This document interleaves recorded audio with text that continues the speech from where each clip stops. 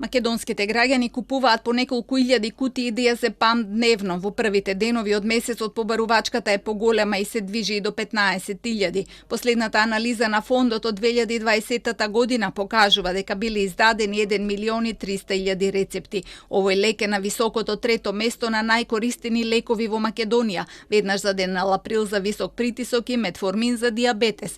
Иако најчесто се издава како придружна терапија за високиот притисок и срцевите заболувања, диазепамот е високо и на листата на лекови кои предизвикуваат физичка и психичка зависност. Неговата прекумерна употреба, според доктор Игњатова од Медицинскиот факултет, не е ништо ново и е резултат на повеќегодишната здравствена политика.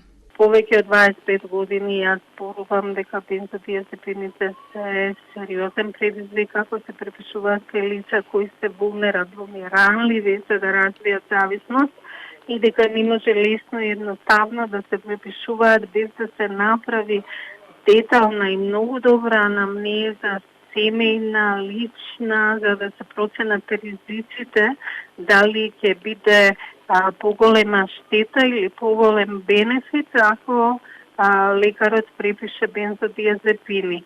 Со години тоа се игнорира и тоа е класичен пример како здравствената политика влијае врз науката и врз практиката.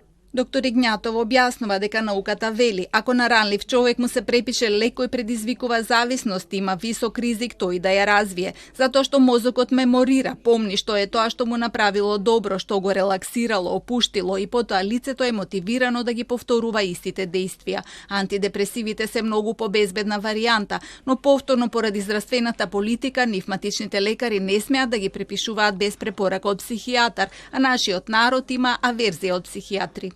Антидепресивните лекови се со помал потенцијал за стварање на адикција и за штета од бензодиазепините, а луѓето не радо одат на психијатар за некои условно кажано банални проблеми, затоа што има конфликт на работа, конфликт во семејство, грижа за некој близок и така натаму. Тие радо ќе отидат кај матичниот лекар и на матичниот лекар му се врзани рацете, он од психијатриската палета на лекови, доставно и она што може да го препише се бензодиазепините. Со тоа што диазепамот со години наназад се препишува е создадена голема група на луѓе зависни од овој лек кои го користат и по 10-20 години. Докторката вели дека сега е многу тешко, па дури и опасно да се одвикнат. Абстиненцијалните кризи се големи, зависноста се повторува и тоа е сериозен предизвик за здравствениот систем.